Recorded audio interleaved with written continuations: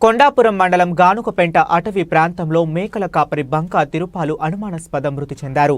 మేకలు కాసేందుకు వెళ్లి తిరిగి రాకపోవడంతో కుటుంబ సభ్యులు అడవిలో గాలింపు చర్యలు చేపట్టారు. మెడకు బైకు యాక్సిలేటర్ వైరు బిగించి ఉండటంతో అనుమానాస్పదంలో పోలీసులు ఫిర్యాదు చేశారు. మేకల దొంగతనం కోసం దుండగులు హత్య చేశారంటూ గ్రామస్తులు ఆరోపిస్తున్నారు. కేసు నమోదు చేసుకుని దర్యాప్తు చేస్తున్న పోలీసులు దర్యాప్తు అనంతరం పూర్తి వివరాలు వివరిస్తామని తెలిపిన పోలీసులు